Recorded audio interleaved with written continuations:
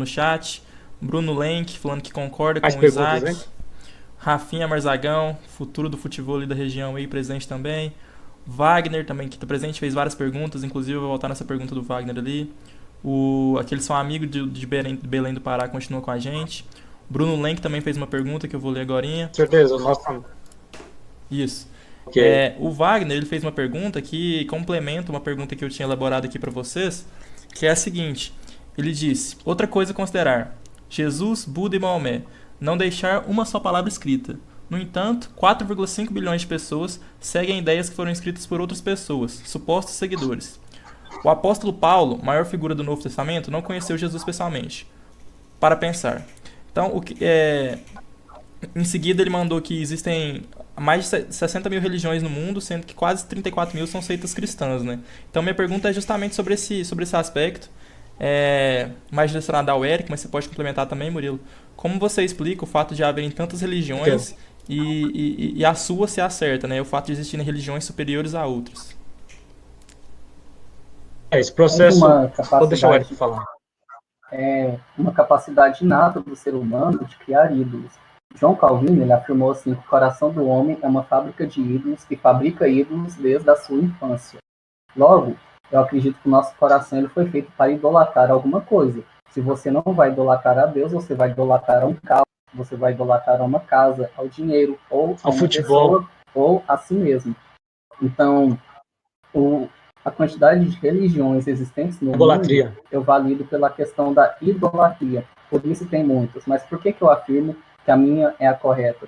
Quando eu lancei os argumentos cosmológicos, teleológicos e morais, esses argumentos com evidências científicas apontam para um Deus teísta e monoteísta. Porque se você acredita no politeísmo, a criação do universo, teoricamente, no politeísmo, deveria ter sido feita por deuses, e não podem existir dois deuses infinitos. Isso é contraditório. Logo, o teísmo ele já é capaz de refutar tanto o panteísmo quanto o politeísmo. Isso já quebra com muitas religiões do mundo. Agora sobra três, que é o Norman Geisler também vai fazer essa análise. Sobram três religiões principais teístas. Você tem o islamismo, você tem o judaísmo e você tem o cristianismo. Como saber qual é a certa se os líderes não deixaram coisas escritas, né? Por mais que Jesus Cristo não tenha deixado nada escrito, ele tinha 12 apóstolos, os quais pediam para fazer relatos, e esses relatos eles seriam levados depois para as pessoas. É interessante a gente pensar se os seguidores de cada líder fizeram relatos, qual que eu sei que é verdadeiro, qual que eu sei que é falso. A Bíblia cristã, ela vai ser o único livro que vai apresentar fatos históricos. Você tem, por exemplo, acredito que a existência da figura de Jesus Cristo eu não preciso falar mais, né, já foi construída aqui. Você tem evidências de que o que os apóstolos falaram era verdade. Veja bem, eles eram da religião dos judeus. Judeus não acreditam em ressurreição. Eles estavam pregando, esses 12 judeus, que Cristo ressuscitou dos mortos. Então você começa a pensar, o que levaria 12 pessoas a afirmar algo totalmente contraditório à sua própria fé? E mais, eles também negavam os deuses romanos para pregar sobre Jesus Cristo. Tanto que os 11 apóstolos foram condenados à morte, mortes terríveis.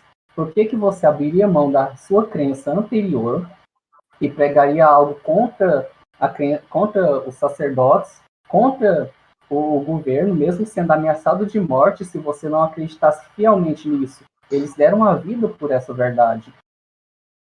E é assim que eu defendo a questão da Bíblia. Você tem a construção dos fatos historicamente trabalhados, você tem prova do selo do rei Ezequias, que já foi encontrado na questão arqueológica, você tem a data de quando o templo ia cair, que Jesus disse, e foi escrita.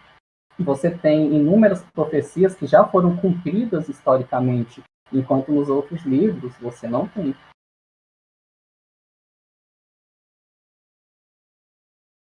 A questão da religião é um atraso de vida, na minha opinião. E com o tempo, as consciências vão ficando mais evoluídas, elas vão deixando a questão da religião. E elas existem ainda aqui na dimensão intrafísica porque é um freio moral, né? Porque as pessoas ainda são muito imaturas consciencialmente, espiritualmente, e elas às vezes precisam seguir dogmas, seguir conceitos religiosos para não atrapalharem mais ainda no processo da evolução consciencial. É interessante você analisar, tem aí uma notícia na África do Sul, eles estão impedindo que religiões, principalmente protestantes, se instalem por lá, porque o pessoal rouba muito dinheiro, né, por meio da religião. Eles acham que misturam a fé do povo cego, que é ignorante no ponto de vista da inteligência evolutiva, não tem inteligência consciencial, e acaba dando dinheiro para esse pessoal. Teve um caso aqui em Goiás, né, o próprio pastor, padre Robson lá, acusado de enganar os fiéis. Na minha opinião, fiéis é que nem cachorro, tio, vem aqui.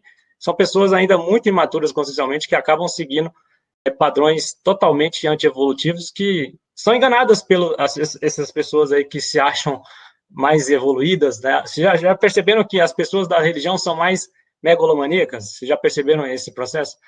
Elas acham que estão com Deus, estão com tudo. Isso é loucura, isso é doença psiquiátrica.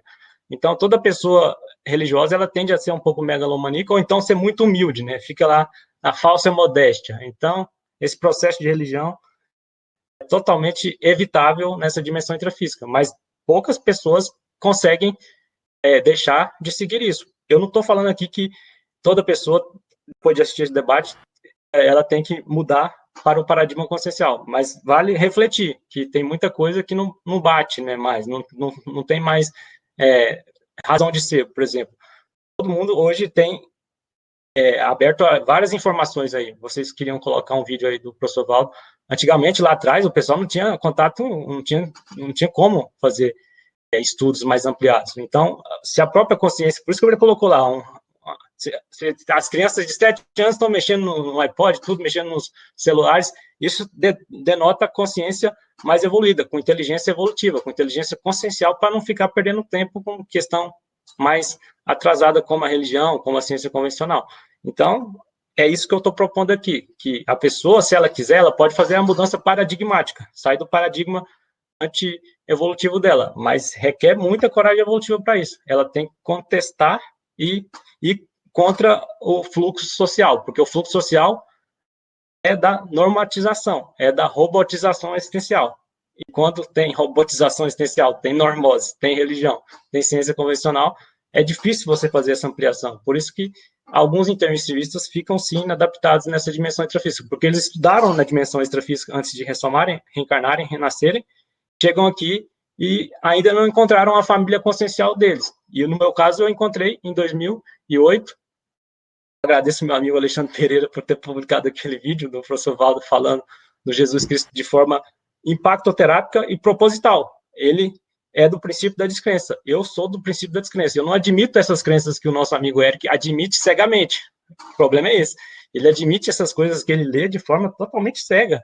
Ele não reflete, ele não tem as próprias experiências. Então, você não reflete sobre esses processos que você tem. Você não se auto-pesquisa. Infelizmente, a verdade é essa. Você acaba seguindo o que você estuda teoricamente. Você é um teoricão, como muitos são.